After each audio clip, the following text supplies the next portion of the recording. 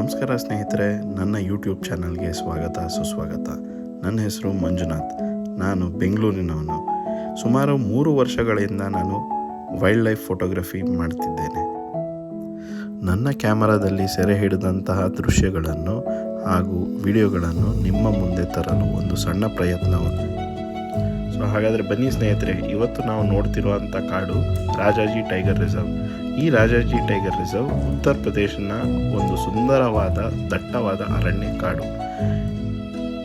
ನಾವು ಇವಾಗ ಮಾಡ್ತಾ ಇರೋ ಸಫಾರಿ ಬಂದು ಮೊಹಾನ್ ರೇಂಜ್, ರಾಜಾಜಿ ಟೈಗರ್ ರಿಸರ್ವ್ನ ಮೊಹಾನ್ ರೇಂಜ್ನ ಒಂದು ರೇಂಜ್ನಲ್ಲಿ ಸಫಾರಿ ಮಾಡ್ತಾ ಇದ್ದೀವಿ.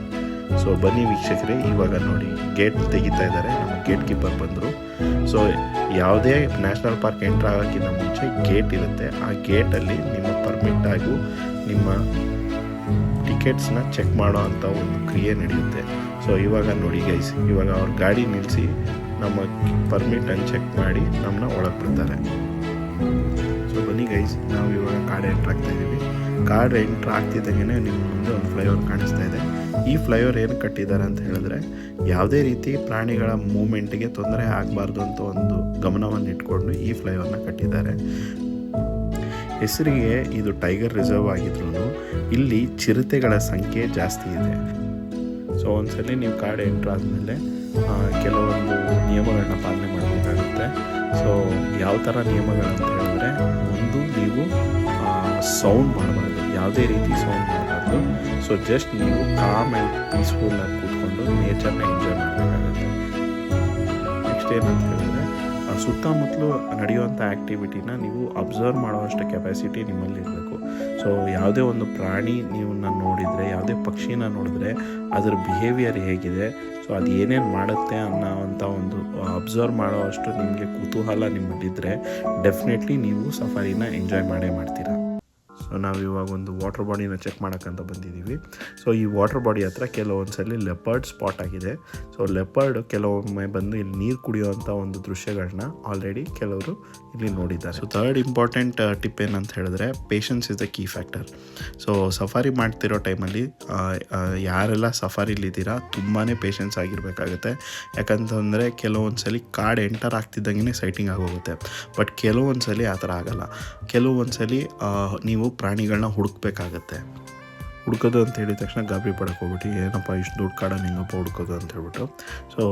ಆ್ಯನಿಮಲ್ ಫುಟ್ ಪ್ರಿಂಟ್ಸ್ ಅಂದರೆ ಪಗ್ ಮಾರ್ಕ್ಸ್ ಇರುತ್ತೆ.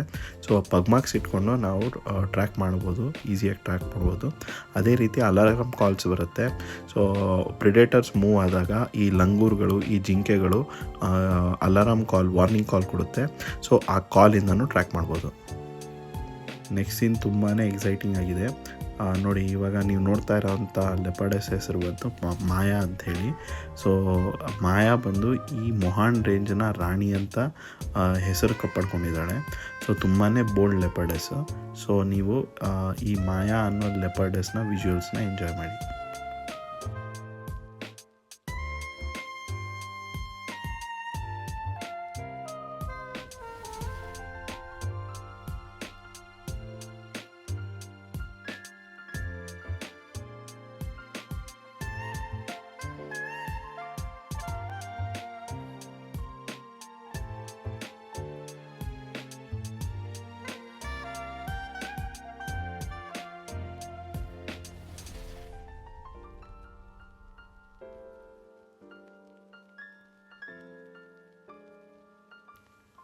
Thank you friends.